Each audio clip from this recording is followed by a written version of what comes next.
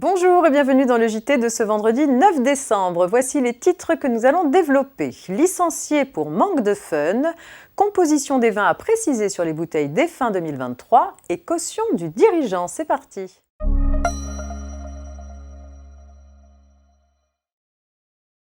Et on ouvre cette édition avec une petite histoire de licenciement pour manque de fun. Une entreprise licencie un cadre pour insuffisance professionnelle. Elle lui reproche son refus de la politique de l'entreprise, ses critiques des décisions des associés et de ne pas se conformer aux méthodes de management des associés. Dans les faits, ces méthodes, résumées sous l'appellation fun et pro, prenaient la forme d'un fonctionnement en petites équipes avec des échanges aussi fréquents que possible, mais aussi du partage des valeurs fun et pro par tous les salariés de l'entreprise et de la participation à la célébration des succès.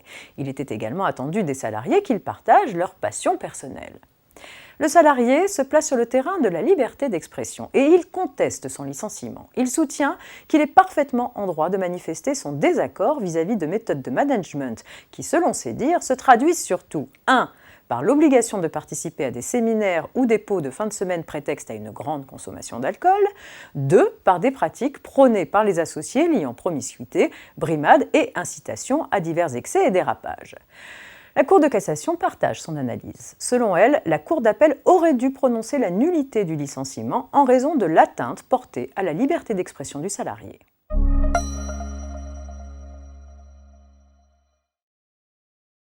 À compter du 8 décembre 2023, l'étiquetage des bouteilles de vin devra mentionner la liste des ingrédients ainsi qu'une déclaration nutritionnelle, avec toutefois des aménagements compte tenu des spécificités de ce produit. Tout d'abord, la liste des ingrédients pourra être indiquée de manière dématérialisée. Contrairement à la plupart des denrées alimentaires, la composition du vin peut en effet varier en fonction de divers éléments, et notamment l'ajout d'ingrédients tels que le sucre, sans compter que le vin est un produit vivant au sens que ses caractéristiques évoluent dans le temps.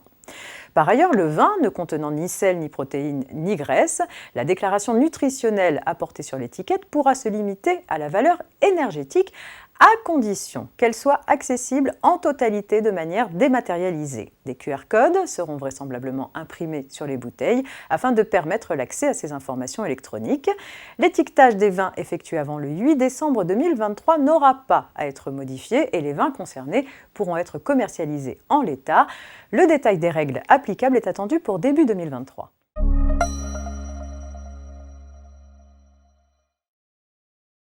Lors de la création ou durant la vie d'une société, son dirigeant peut se porter caution au titre des emprunts et dettes de cette société. Les sommes versées par le dirigeant dans ce cadre peuvent être déduites de son revenu imposable sous des conditions très strictes. C'est sur ce fondement que le gérant majoritaire d'une société de conseil avait déduit la somme de 240 000 € qu'il avait été condamné à payer en tant que caution solidaire de 2 prêts contractés par sa société.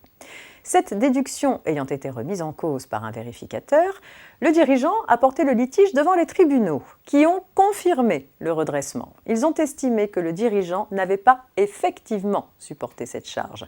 En effet, avant le versement de la somme litigieuse par le contribuable, la société avait inscrit la somme de 240 000 € au crédit de son compte courant d'associé, reconnaissant l'existence d'une dette envers lui.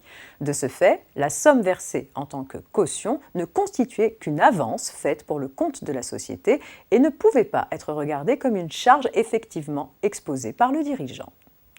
C'est la fin de cette semaine de JT préparée par la rédaction de la revue Fiduciaire. Je vous souhaite à toutes et à tous un très bon week-end et rendez-vous dès lundi, bien sûr.